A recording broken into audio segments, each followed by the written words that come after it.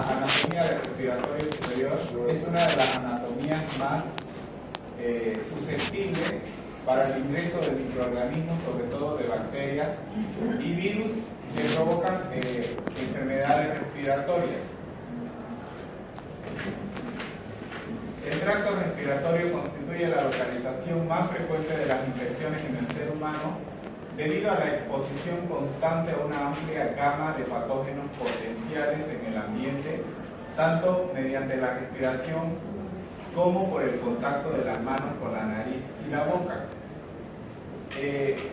En la última década, bueno, desde el 2009 más o menos, que hubo la última pandemia por la gripe H1N1 que azotó a la población mundial, a partir de ahí han habido enfermedades emergentes y reemergentes que han provocado o han impactado sobre la salud pública a nivel mundial.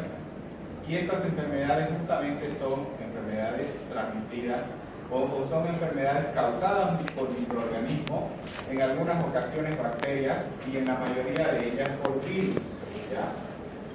Y estas enfermedades, su principal mecanismo de transmisión ha sido a través del contacto directo por las gotitas que se eliminan al hablar, estornudar, estar cerca de una persona, por contacto directo sobre nuestras manos que llevamos a la boca, a la mucosa de los ojos, y de esta manera el mecanismo de transmisión se facilita, ¿ya? Es por eso de que en la última pandemia que hubo, han habido ciertas medidas de protección contra la población que no solamente tienen que ver con medidas de barrera, como la utilización de la mascarilla, la utilización de las medidas de protección personal, sino también tiene que ver con el refuerzo del sistema inmunitario. Como ustedes saben muy bien, recién hemos llevado el tema de inmunología, donde hemos hablado de los aspectos más importantes relacionados al sistema inmunitario, que tienen que ver con la defensa de estas enfermedades infectocontagiosas. Los microorganismos patógenos son bacterias, virus y hongos transmitidos por el aire.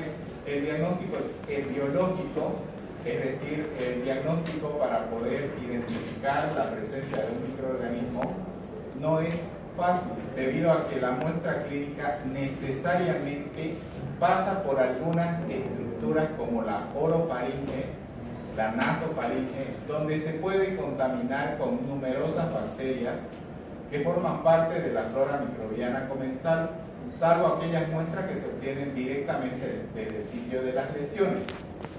Como ven en la imagen, más de uno nos hemos debido hacer algún estudio para poder identificar alguna enfermedad respiratoria, sobre todo con el tema del COVID. Creo que todos nos hemos hecho más de una oportunidad, y la prueba que se convirtió en la prueba piloto de la detección del COVID o de las enfermedades respiratorias ha sido las pruebas rápidas, las pruebas de antígeno. Y esta, en la mayoría, se toma por vía nasofaringea, donde se introduce este hisopo por la nariz, haciendo este ángulo al paciente para que pueda ingresar de forma recta hasta toparse con el piso de la nasofaringe, de donde realmente necesitamos tomar la muestra, ¿ya? Pero al momento de ingresar por la nariz, lamentablemente podemos topar de forma accidental y barrer con ciertas bacterias que nos pueden dar falsos positivos. ¿Qué significa un falso positivo? Aquellos laboratorios o aquellos resultados que nos pueden hacer identificación de una bacteria que no es precisamente la que esté causando un daño actual. ¿Por qué? Porque me van a crecer en el cultivo que yo voy a enviar, me van a crecer bacterias que están formando parte de la flora microbiana comensal de esa zona.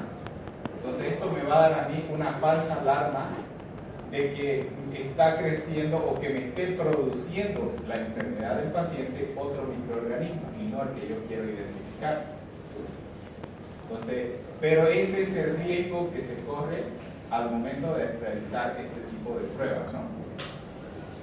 La anatomía del tracto respiratorio superior, ustedes la conocen muy bien. Las vías aéreas superiores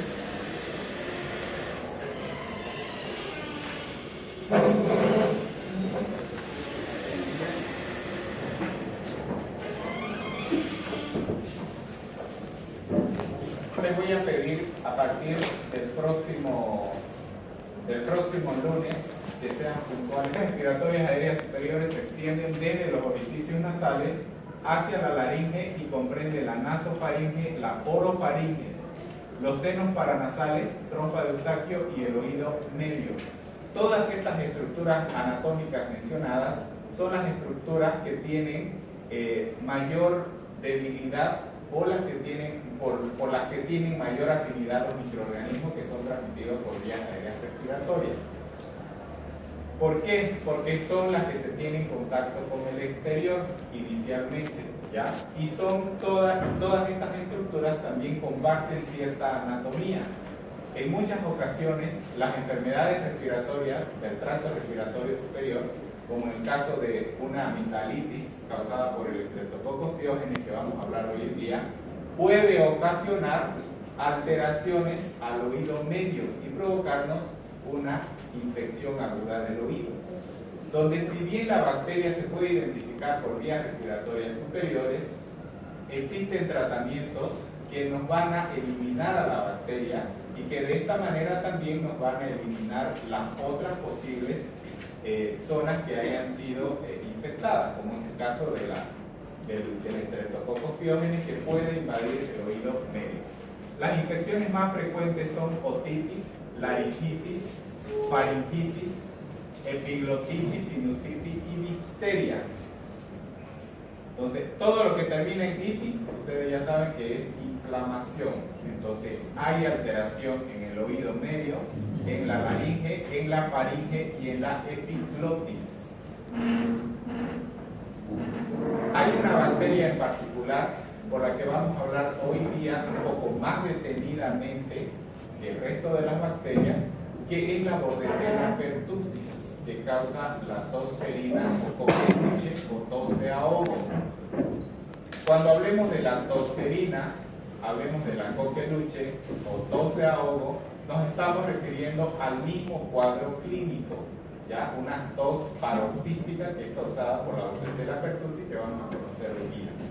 Las infecciones del tracto respiratorio inferior, esto lo vamos a mencionar, pero en la siguiente clase ya vamos a hablar acerca de las vías respiratorias superiores. Las infecciones del tracto respiratorio inferior comprenden la tráquea, los bronquios, bronquiolos, alveolos y parénquima pulmonar. Las infecciones más frecuentes son neumonía, bronquitis, traqueitis y bronquiolitis. Hay algunas de estas que son causadas netamente por virus, como el caso de la bronquiolitis, que es más causada por el virus sincitial respiratorio. Pero sin embargo, la neumonía puede ser causada desde una bacteria, un virus, hasta un hongo, como es el caso del Pneumocystis carini o como el Pneumocystis jirovecii, que es el que produce neumonía en pacientes inmunodeprimidos con VIH. Mecanismos inespecíficos de defensa del tracto respiratorio. Los mecanismos inespecíficos de defensa se refiere a que todas estas estructuras anatómicas y funcionales ayudan y protegen a la zona del tracto respiratorio superior de una manera indefinida. Lo único que hacen es tratar de evitar el ingreso de microorganismos hacia el interior de las vías respiratorias inferiores. Porque el paso o la estructura anatómica de las vías respiratorias superiores, ¿a dónde nos lleva? A uno de los órganos diana que son vitales para la supervivencia del ser humano, que es el pulmón. Entonces, todas estas estructuras que están más externas tienen la única finalidad de detener cualquier proceso de invasión de microorganismos que puedan ingresar hacia los pulmones y producirnos un cuadro de neumonía. Varios mecanismos impiden que microorganismos, objetos extraños, entren en los bronquios y lleguen a los pulmones. Tenemos primero los pelos ¿ya? Que tenemos en la parte más externa, que incluso es más visible en algunas personas o más desarrollada en algunas personas que otras. Estos tienen función de arrastre de todas las partículas extrañas, de esas gotitas que son eliminadas por la persona que tuece o estornuda, ¿ya? Y yo inhalo esas partículas, esas pequeñas gotitas que no necesito verlas para que esas gotas ingresen a mi cuerpo, ingresan hacia la parte de los pelos y los pelos tienen la función de eliminarla hacia el exterior. Si bien para nuestra época no tiene un aspecto muy estético que digamos, y muchas personas optan por quitárselo, se están quitando un mecanismo de defensa, en teoría, ¿ya? Entonces no había esa primer barrera que detenga a esas gotitas e ingresarían incluso hasta zonas más profundas directamente. Luego tenemos los mucus, que son secreciones mucosas segregadas por las células ciliadas que recubren la parte más externa de las fosas nasales. ¿Les ha pasado alguna vez a ustedes que estén en algún lugar cerrado y después de estar en ese lugar cerrado empiecen a generar un poco de moco por la nariz, que es la mucosidad, y que ni ustedes se hayan dado cuenta de que hayan tenido esa mucosidad que posteriormente desaparezca? Esa mucosidad lo único que ha hecho es estimularse por la presencia de un patógeno, ¿ya? O de un microorganismo extraño. Entonces, que probablemente no dure ni siquiera un día y luego desaparezca. Ni se dieron cuenta ustedes que intentó ingresar una bacteria hacia el interior de su organismo. La inmunoglobulina A secretora presente en los linfocitos que están recubriendo esta zona, que tienen la finalidad de estimular al sistema inmunitario, pero de una forma más tardía, no de una forma temprana que ya bajen los linfocitos T y linfocitos B hacia el lugar de la invasión y puedan destruirla. No de esa forma, ¿ya? Sino de una forma de anclarse hacia los antígenos bacterianos para de esa manera tratar de destruirlas en el lugar de la invasión y que no ingresen más adentro. Compuestos antibacterianos presentes en las secreciones respiratorias en estas mucosidades, como algunas lisocimas que funcionan como sustancias tóxicas para las bacterias. Cilios y mucos que recubren la tráquea, es decir, las partes más internas, también presentan algunos cilios, pero no como los pelos que tenemos en la parte externa, sino son otros cilios que tienen movimientos activos para barrer hacia el exterior y nos producen estimulación de los reflejos que menciona la diapositiva. Tos, estornudos y la reclusión. Más de a uno nos ha pasado de que citamos como esa secrecioncita que está ahí y que nosotros decimos tengo secreción e intento sacarla e intento botar algo que no tengo, y muchas veces decimos lo tengo, lo siento.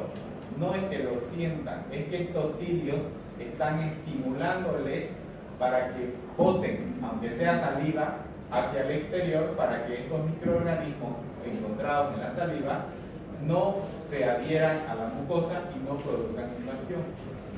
¿Ya? Es como que un mecanismo de defensa natural que nosotros tenemos, que muchas veces si estamos en algún lugar, como en alguna cena, una cita o cualquier lugar donde necesitemos estar tranquilos, empieza la estimulación, ¿no? Empieza eso feo de querer toser o querer tragar y no podemos, ¿ya? No se sientan mal, es su organismo que les está tratando de defender. Macrófagos alveolares. Los macrófagos, ustedes saben que forman parte importante del sistema inmunitario porque son parte del sistema inmunitario innato encontrados en diferentes estructuras anatómicas más externas. La flora microbiana normal, la orofaringe y nasofaringe, previene la colonización de microorganismos patógenos. Como ya habíamos hablado en el tema 2 de célula genética bacteriana, habíamos dicho de que existen las bacterias comensales o saprófitas. La estructura del aparato respiratorio superior está colonizada por miles y millones de diferentes tipos de bacterias que la naturaleza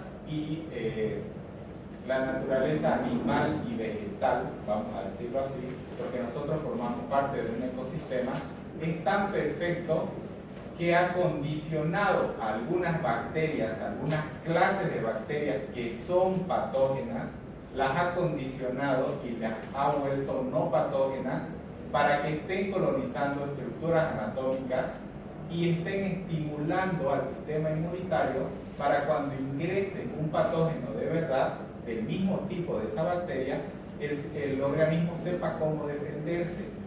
Por eso nosotros no andamos enfermos, como les dije en la anterior clase, no andamos enfermos ni desarrollando tumores, ni andamos enfermos con infecciones constantes todo el tiempo. ¿Por qué? Porque ya nuestro sistema inmunitario ha tenido contacto con la prima hermana de la Haemophilus influenza tipo B, que produce cuadros de neumonía. ¿Ya? Con algunas bacterias que son patógenas, pero también tienen sus primas que no son patógenas. ¿Ya? Entonces, esa flora microbiana normal, algunas de las bacterias que se indican pueden en circunstancias especiales provocar infección del tracto respiratorio. Esa flora microbiana normal tenemos en la nariz, en las amígdalas y adenoides y en la faringe. ¿Cuál es la función que tienen estas? De simplemente estimular al sistema inmunitario y de protegernos como una barrera inicial frente a patógenos que van a querer invadir y ellas van a salir a la defensa, ¿ya?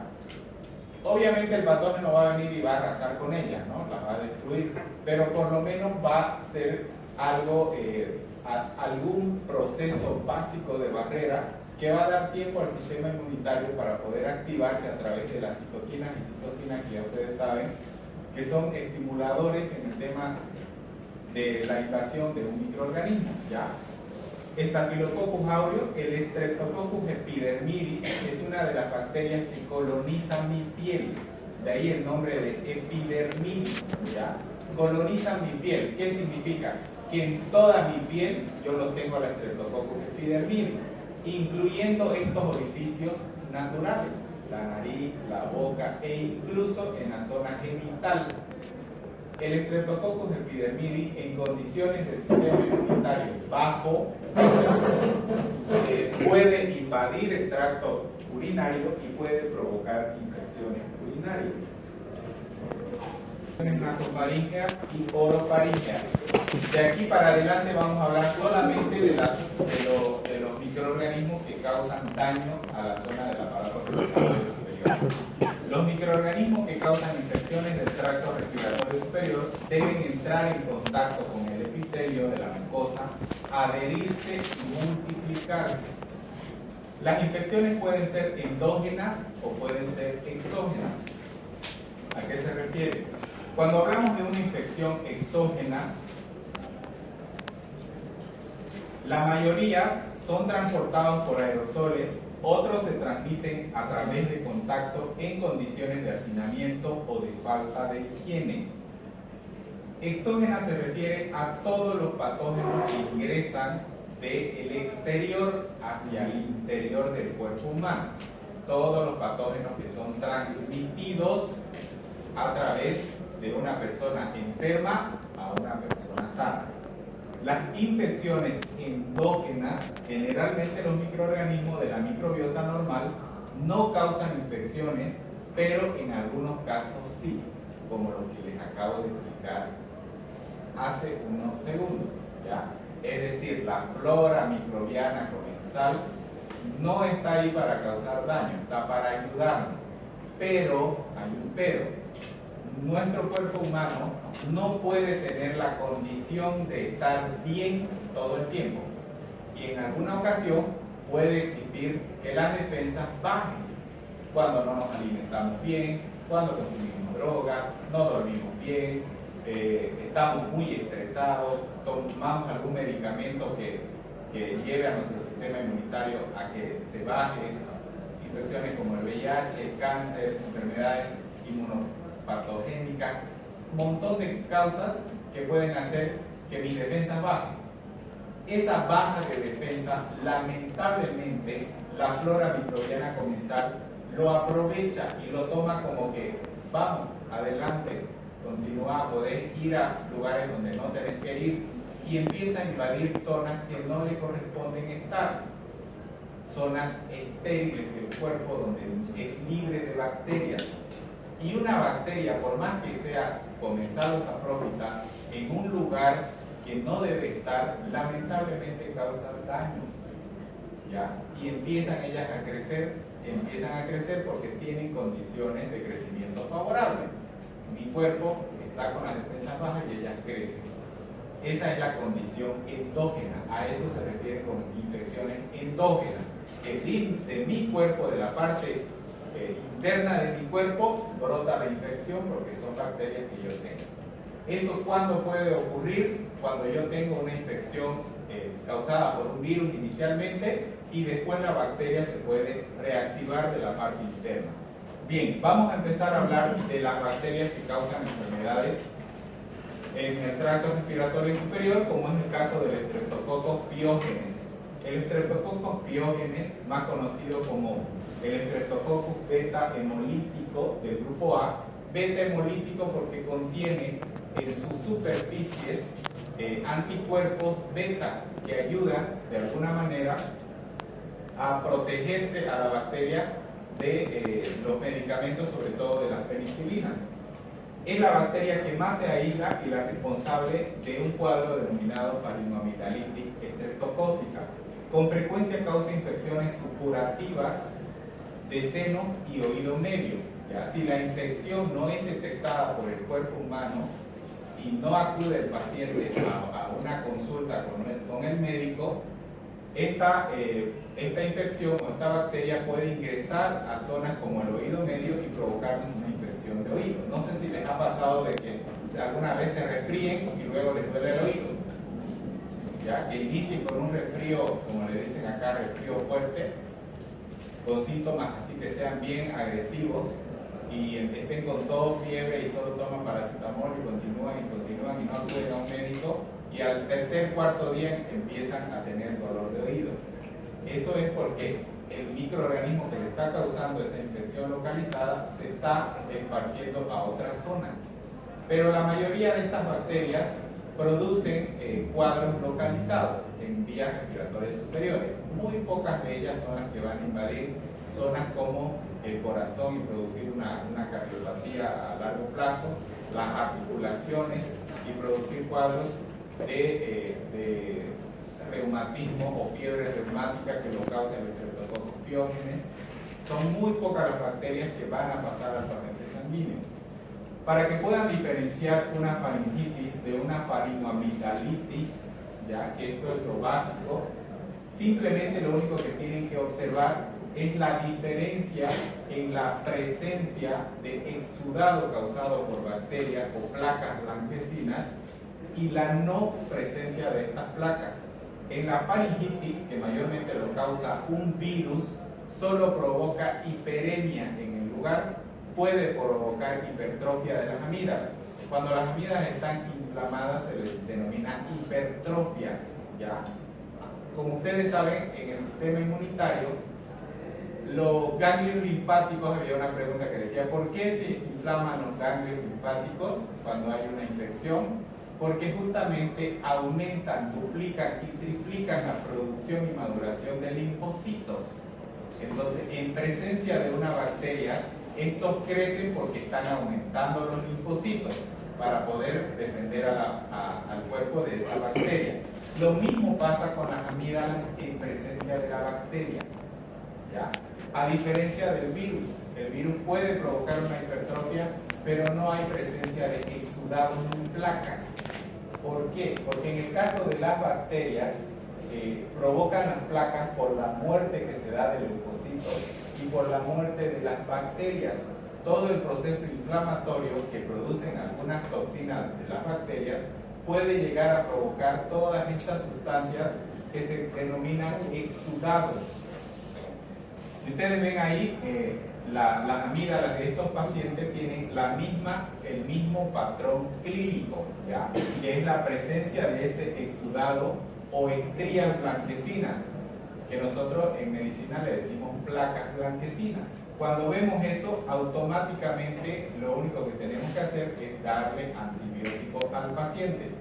Tratamiento para el Streptococcus pyogenes de primera elección, las penicilinas naturales y semisintéticas, las aminopenicilinas, penicilina G, que es la natural, benzatínica, que es la semisintética, y la amoxicilina. Esos son medicamentos de primera línea, es decir, son los fármacos que yo utilizo como mi primera opción para evitar que haya resistencia del Streptococcus pyogenes hacia ese fármaco. No puedo irme a un medicamento de segunda línea sin antes haber probado uno de primera. No puedo pasarme al cotrimoxazol o a la acitromicina sin haber probado la amoxicilina. La acitromicina, si bien es un antibiótico de amplio espectro que actúa sobre gran positivo, sobre gran negativos, ¿me va a destruir al Streptococcus pyogenes? Sí, pero ese yo lo guardo como un as bajo la manga para las infecciones estreptocócicas en pacientes que tengan resistencia a la penicilina o a la amoxicilina, o un paciente que me venga alérgico a la amoxicilina, yo le puedo dar una eritromicina, que es un antibiótico de segunda línea, pero la acitromicina yo me la guardo, evito sacarla para darle, ya, métanselo en la cabeza, la acitromicina hay que guardarla como un as bajo la manga. ¿Cuándo puede dar amoxicilina con clavulana? Amoxicilina con ácido clavulánico yo puedo dar en aquellas infecciones o en aquellas sospechas de infecciones polimicrobianas. Cuando yo sospecho de que aparte de que hay una gran positiva, puede haber la presencia de una gran negativa. Eso cuando ya la infección de vías respiratorias superiores baja a vías respiratorias inferiores, cuando puede haber la presencia de una bacteria de una gran negativa. En pacientes, por ejemplo, que tengan clínica de una neumonía, inicio de una neumonía, ahí yo puedo utilizar el ácido clavulánico, porque se me actúa sobre bacterias gran negativas. Ahí podría utilizarlo, ¿ya? Pero eso es con clínica. Pero si los pulmones del paciente están limpios, sin ninguna alteración en el murmullo vesicular, si está conservado, doy la amoxicilina pura. ¿Por qué? Porque la infección está localizada, ¿ya? El Corynebacterium diphtheria. Este produce la difteria. El microorganismo es muy poco invasivo, infectando únicamente la mucosa de la faringe, aunque produce una toxina diftérica que se disemina afectando órganos internos. La garganta dañada por la toxina se inflama y se cubre por una espesa pseudomembrana grisácea compuesta por células muertas y microorganismos, síntoma conocido como la faringitis membranosa. Para que puedan ubicarse, produce como una pseudomembrana en la parte de la orofaringe entre medio de las amígdalas, que esto provoca cierta dificultad para alimentarse en los niños menores de 5 años o provoca cierto problema respiratorio. Los pacientes, si bien no tienen una insuficiencia respiratoria que venga por problema alveolar, es decir, que haya disminución de la saturación de oxígeno, pero tienen una insuficiencia parcial por la obstrucción que está produciendo esta membrana, que es producida por la toxina. La toxina de la bacteria se elimina en la zona y conjunto con todas las células muertas de todo este tejido, se forma como una pseudomembrana y dificulta el paso del aire hacia el interior. El coqueluche o tosferina, como les había mencionado, en esta sí nos vamos a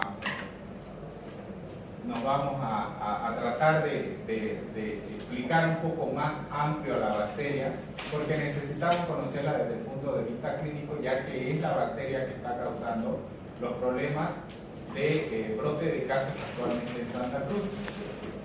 La coqueluche o tosferina es una infección aguda de las vías respiratorias más grave en niños pequeños, que es causado por una bacteria, la Bordetella pertussis. Existe una enfermedad clínica similar denominada síndrome coqueluchoide, producida por la Bordetella parapertussis, ¿ya? La Bordetella parapertussis es una bacteria con una cepa distinta a la Bordetella pertussis. La Bordetella, la bronchiséptica, el Mycoplasma pneumoniae, la Clamidia trachomatis, la Clamidia pneumoniae, el virus sincitial respiratorio y algunos adenovirus. Igual pueden causar síntomas similares a la coqueluche. ¿Qué síntomas son? La Bordetella pertussis es un cocobacilo gran negativo inmóvil. Cocobacilo significa de que tiene una estructura medio alargada, ni completamente como un bacilo, ni redondo como un coco. Gran negativo porque tiene una delgada capa de peptidoglicano y es muy inmóvil. Pero ustedes saben que los inmóviles pueden contener en su cápsula externa múltiples proteínas capaces de producir algunas toxinas. Es un patógeno humano obligado que se presenta solo en pares. Solo o en pares. ¿A qué se refiere con patógeno humano obligado? Que esta bacteria no forma parte en ninguna de sus cepas como flora microbiana comensal. Cuando ustedes escuchen patógeno obligado, significa de que esta bacteria a lo único que entra al cuerpo es hacer daño. No hay una bacteria comensal Bordetella como lo hay con otras bacterias, ¿ya? Su cultivo exige condiciones especiales, produce factores biológicamente activos, responsables de los signos y síntomas de la enfermedad, cuya clara capacidad inmunológica es la base de las vacunas acelulares. La toxina pertussis produce la toxina pertussis, hemaglutinina filamentosa. Estas estructuras forman parte de la membrana externa de la bacteria, que también puede llegar a provocar una endotoxina capaz de producir el cuadro febril, es decir, capaz de producir la fiebre. Después de la exposición a la Bordetella pertussis, la patogenia de la enfermedad depende de 4 etapas: fijación, evasión de defensas del huésped, daño local y enfermedad sistémica. La fijación quiere decir cuando la bacteria ingresa, se adhiere al tejido y lo invade, ¿ya? Esa es la fijación. Una vez el tejido invadido, se estimula el sistema inmunitario, ¿ya? Pasa todos los mecanismos de defensas iniciales y ese es el proceso de evasión de defensas del huésped. Luego viene a producirse el daño local, es decir, la bacteria se multiplica y como son bacterias que producen toxinas, en realidad es la toxina de la Bordetella pertussis la que produce el cuadro, no la bacteria. No es que la bacteria vaya y destruya la célula solo porque se adhiera a ella, ¿ya? Produce la toxina y esa toxina es la que llega al sistema linfático y la que circula por todo el cuerpo humano y nos produce los cuadros que ya conocemos, que son fiebre, tos paroxística, ¿ya? O tos de ahogo, que por lo menos nos dura aproximadamente 2 semanas a 21 días. Puede provocar también debilidad muscular general, malestar general. Obviamente va a provocar un grado de anorexia por la tos, porque nadie en su sano juicio con tos de ahogo dijera en su última palabra quiero comer, ¿no? Lo menos que pensaría es en comer. Entonces las personas que tienen estos síntomas obviamente llegan a tener algún grado de anorexia inducida por la tos. La aparición de la enfermedad que implica a la unión al epitelio respiratorio, la existencia de lesiones locales y la absorción sistémica de toxinas depende de la alteración y desaparición de los mecanismos de defensa del huésped. En realidad la bacteria no atraviesa las capas epiteliales, es la toxina la que ingresa al torrente sanguíneo y produce los efectos locales o sistémicos propios de la patología. La enfermedad pertussis sería una infección mediada por toxina. Cuando una enfermedad es causada por toxina, como que el humano debería ajustarse bien los pantalones y buscar la manera de protegerse contra esa bacteria. Y no tanto protegerse contra la bacteria, sino evitar el contagio de esa bacteria. Por eso en algunas ocasiones las medidas de seguridad que se toman o las medidas de control son medidas muy, pero muy exageradas. ¿Por qué? Porque si estamos hablando de una toxina que es muy letal para menores de 5 años, si la población, antes de la vacuna, la población menor de 5 años con una epidemia de toxina mataba a más del 50% de los niños menores de 5 años. Los mataba. ¿Por qué? Porque estamos diciendo de que produce tos de ahogo. El niño llegaba a toser a tal punto que no puede contener la respiración y muere por una broncoaspiración y le da un paro cardiorrespiratorio. ¿Ya? Entonces son toxinas bastante letales, pero desde la inducción de la vacuna eso ha disminuido. Ahora, la pentavalente, que es la vacuna que protege contra 5 enfermedades, una de ellas es la tosferina, que contiene a la toxina inactiva de la Bordetella pertussis. Esa vacuna pentavalente que se coloca en la pierna, en el vasto interno del mundo, esa vacuna se colocaba en el anterior esquema en los meses, en el segundo mes, en el cuarto y en el sexto mes. Ese era el esquema de vacunación. Año y medio la cuarta dosis y 4 años la quinta dosis. Ese esquema se cambió completamente desde los últimos lotes que han habido en Santa Cruz. Y la primera dosis se coloca al mes y medio de nacido. Sí, la primera dosis, mes y medio de nacido. Segunda dosis, 2 meses y medio. Tercera dosis, 3 meses y medio. Es decir, el esquema se adelantó. El esquema en Bolivia de la pentavalente se adelantó. Ya no es a los 2 meses, es al mes y medio. Situaciones extremas dicen que llevan a tomar medidas extremas.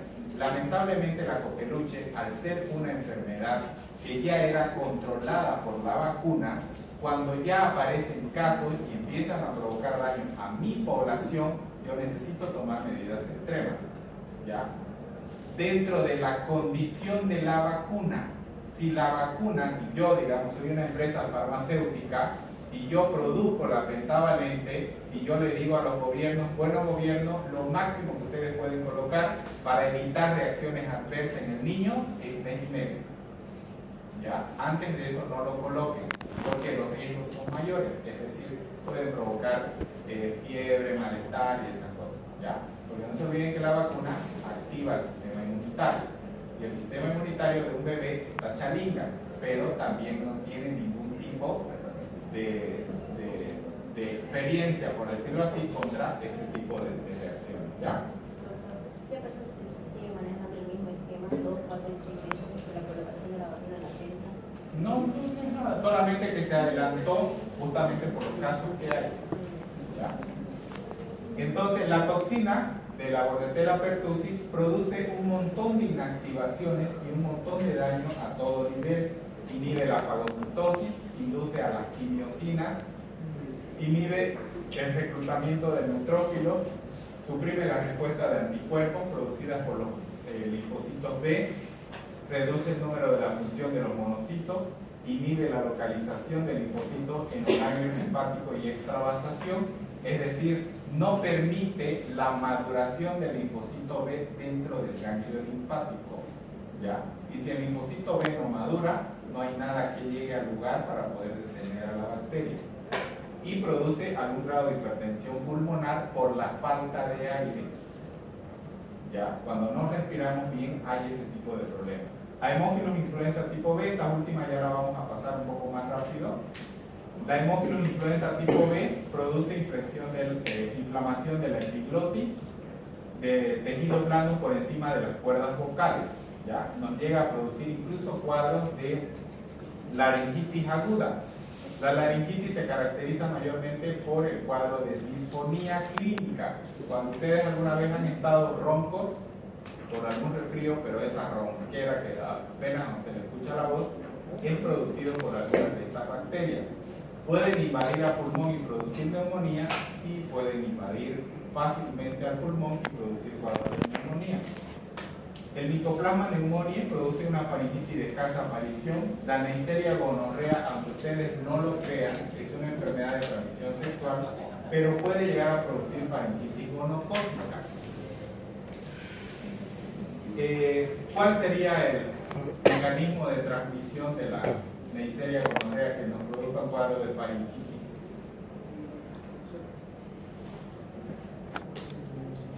No van a decir que no saben. Sexo oral. El sexo oral puede llegar a producir una faringitis gonocócica, es decir, el mismo cuadro relacionado a la faringoamigdalitis estreptocócica de presencia de pus en las amígdalas puede ocasionar una gonorrea. Así que hay que estar ojo.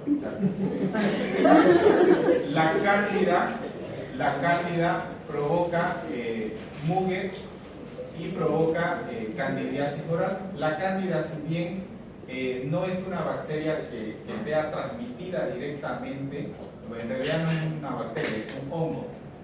Este hongo mayormente ataca a pacientes inmunodeprimidos, ¿ya? O a pacientes como los bebés, sobre todo, que tienen algunos problemas de higiene, ¿ya? Entonces hay que tener mucho cuidado porque este hongo crece fácilmente en lugares húmedos. Y si esa mamaderita se queda con leche todo el día y la lavo en la noche, van a proliferar hongos de cándida y van a producir el muguet o esa placa blanquecina que se posa sobre la lengua del bebé y le produce dolor al alimentarse, ¿ya? Y la mamá no se da cuenta, piensa que son restos de leche y llega a la consulta y dice: doctor, mi niño no quiere tomar leche. Miramos la boca llenita de hongo, obviamente no quiere tomar leche porque le duele la boca. A lo que siente la mamadera la rechaza y no quiere tomar y llora y llora y llora de hambre y llora de dolor, ¿ya? Entonces hay que tener mucho cuidado con estas plaquitas. Si no se limpia con el cotonete es muguet, pero si sale con el cotonete es restos de leche. Tratamiento para esto: la nistatina en suspensión, podemos colocar con el hisopado, con el cotonete, mojamos la nistatina y le pasamos sobre la lengua. Damos una vuelta al cotonete y volvemos a pasar unas 4 veces al día, cada 6 horas, durante unos 7 días, y chao, muy bien. Los virus, hay algunos virus como el rinovirus, adenovirus, virus sincitial respiratorio, influenza y parainfluenza, que también puede llegar a causar infecciones del tracto respiratorio superior, pero esto lo vamos a ver cuando llevemos virología en el siguiente semestre. El hisopado faríngeo, habíamos visto de que es muy fácil de hacerlo, ya ustedes, como saben, lo han hecho. Si bien ustedes no lo van a practicar en la consulta diaria, pero hay que tener en cuenta cuando yo tengo alguna sospecha de ciertas patologías. Por ejemplo, la mayoría de las bacterias se toma la muestra de la orofaringe, ¿ya? De la boca, pero la nasofaringe mayormente se lo toma para infecciones de vías respiratorias superiores, es decir, de la nasofaringe. Los hisopos son bien blanditos para que no produzca ningún tipo de daño a esta zona, ¿ya?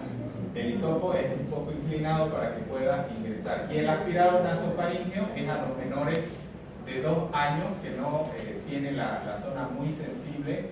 Entonces se le mete una pequeña canulita por la nariz y se hace un aspirado para poder tener una muestra más exacta y mandar a cultivar y que crezca la bacteria y de esta manera identificarla, ¿ya? Bien, supongo